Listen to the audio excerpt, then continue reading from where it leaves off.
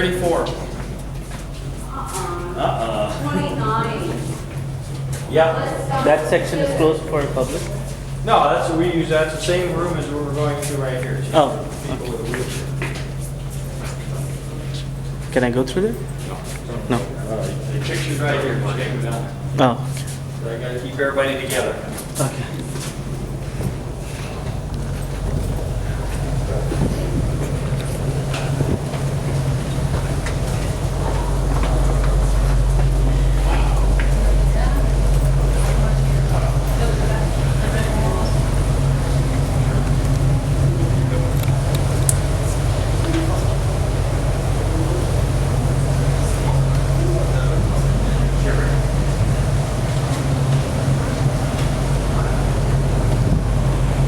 All right, once again, my name is Lee, I am the tour guide.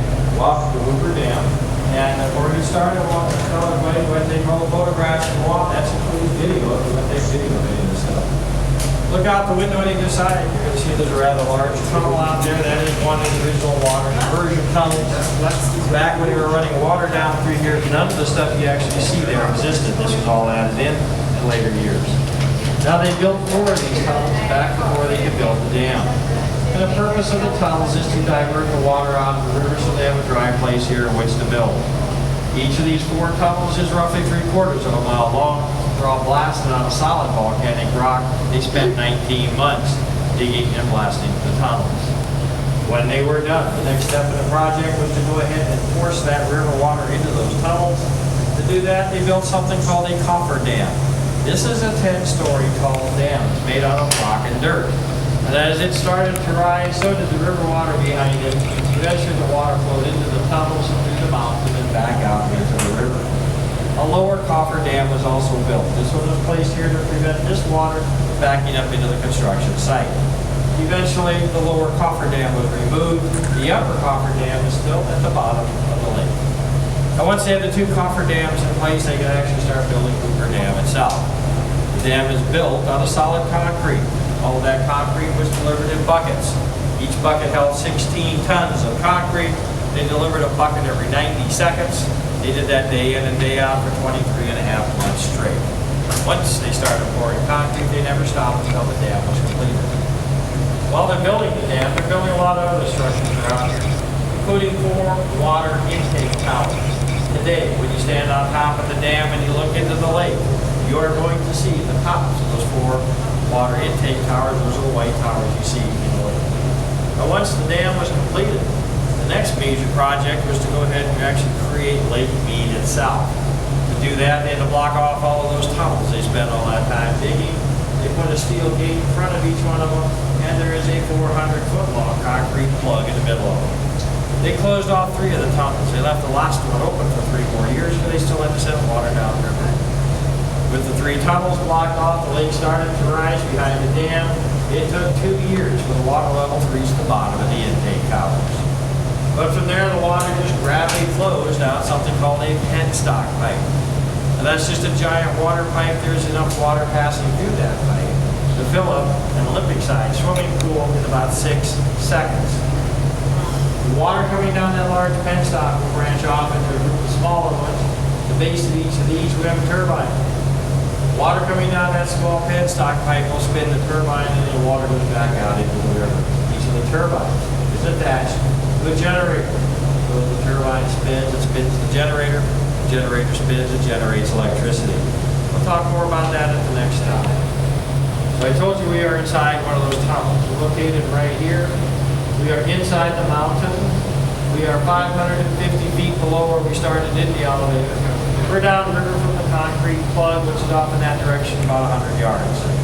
If you look out the window on either side, look straight down, you're going to see that large pipe down there. That is that large penstock pipe. It is completely full of water. Water passing through that is what's giving you this vibration you feel in the floor. Now when we leave here, we get back on an elevator. It'll be a short ride. We'll end up in a balcony right here overlooking 8 generators of the Nevada side of the Hoover Dam power plant. I'll tell you how that operates when we get up there. Now the last major construction project I can point out, 2 spillways, one on either side of the lake. Now the dam is not designed to have water flow over the top of it, because if it did, it would destroy the power plant. So we have the spillways. If the lake's ever full, water's going to flow into a spillway, down the spillway tunnel, which actually comes in over the top of the plug. The water will end up back down in the river. In the 80 years we've had a lake here, we've used the spillways twice. First time was a test just to see if they would work. They did. The only other time they used them was in 1983. That was the year the lake overflowed the tops of the spillways. We had a volume of water that equals what flows over Niagara Falls. We had that for 2.5 months straight. Now this is the Nevada spillway. This is a photograph of it over here. In this photo, we have 4 feet of water flowing over the top of the spillway gate right here. Same thing's happening on the Arizona side. That's on the photo back off to the left here. But you also see right here the top of the dam. You also see the lake. In this photograph, Lake Mead is 6 feet below the roadway. Look at it out there today. Lake Mead's 155 feet below the roadway. That's our eating and riding a Disneyland, folks. Saying that to you in a minute. But anyway, the lake's 155 feet below the roadway right now. We are 18 years into a drought out here. Last time the lake was full was 1998. So every year the lake level drops because we get less water coming in than what we send out. The lake drops. You come out here next year about this time, Lake Mead will be about 6 feet lower than it is today.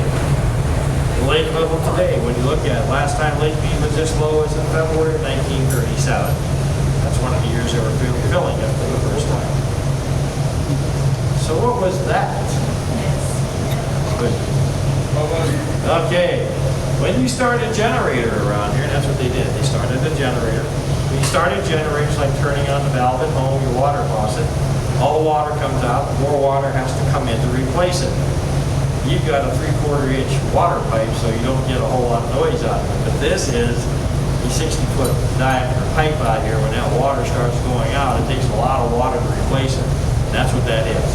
They just fired up the very first generator in line. We'll see that when we get upstairs. But all that water had to go through that pipe to replace what was already in the pipe that is now going out the river, or down the river. They fired up that generator. Okay? That goes on all day, every day around here, all day and all night. They start them up, they turn them off.